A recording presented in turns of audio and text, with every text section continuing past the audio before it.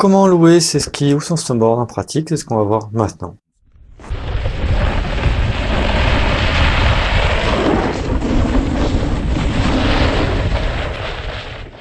Salut, la dernière fois on a discuté la question est-ce qu'il vaut mieux louer ou acheter ses planches. Je ne refais pas la vidéo, mais pour résumer, l'idéal au début dans tous les cas c'est de louer et après selon son cas de commencer à acheter progressivement. Comment louer? Pour louer on peut déjà le faire en ligne, même s'il n'y a que quelques grands groupes qui le proposent.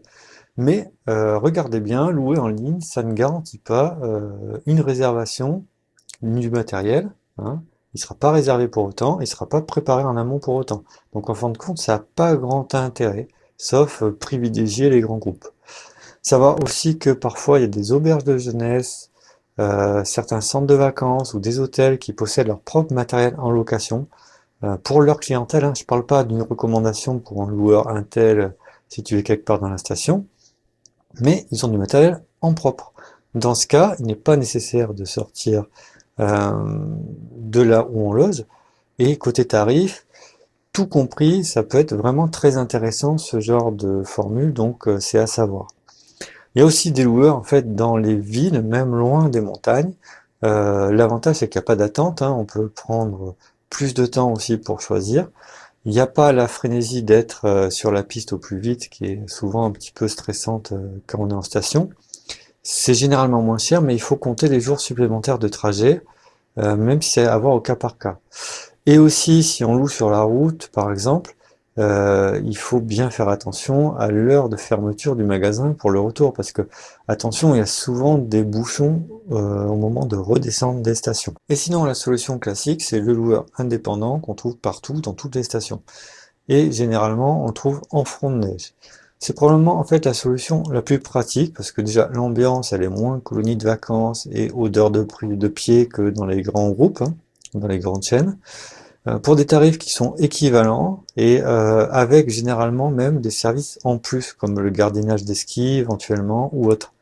Le loueur peut proposer même de garder vos chaussures de ville pendant la journée, donc vous quittez votre voiture ou votre appartement tout habillé, et puis vous prenez le matériel en passant et direction tout de suite les remontées sans perdre de temps. Pour louer en pratique, c'est très simple. Il faut toutefois connaître son poids réel, hein, inutile de mentir là-dessus, c'est pas dans votre intérêt. Sa taille, la longueur de son pied, hein, mesurez-le comme pour acheter des chaussures en ligne par exemple. On pose le pied à plat contre un mur et on marque au niveau sur une feuille de papier là où le pied s'arrête.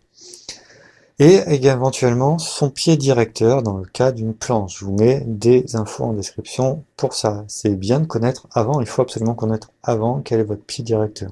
Le pied que vous placerez devant sur votre planche si vous prenez une planche. Vous aurez également besoin de présenter une pièce d'identité qui est généralement en fait gardée jusqu'à la restitution du matériel. Éventuellement de faire un dépôt de garantie, chèque, autorisation de prélèvement, versement CB, même si c'est plus rare, fort heureusement. Alors le soir ou à la fin de votre séjour, vous restituez le matériel directement quand vous arrêtez. Ne pas rentrer à la voiture, à l'appartement ou traîner au bistrot, ça c'est ce que je vous conseille. Ça vous aurez le temps après. Donc voilà, ramenez votre matériel tout de suite parce que des fois il peut y avoir de l'attente, ça peut fermer, etc. Donc ramenez votre matériel dès que vous en avez terminé, comme ça c'est réglé. Voilà, c'est tout pour aujourd'hui. N'hésitez pas à aimer, à partager, à commenter. On se retrouve très bientôt. D'ici là, glissez bien, amusez-vous bien, portez-vous bien. Ciao.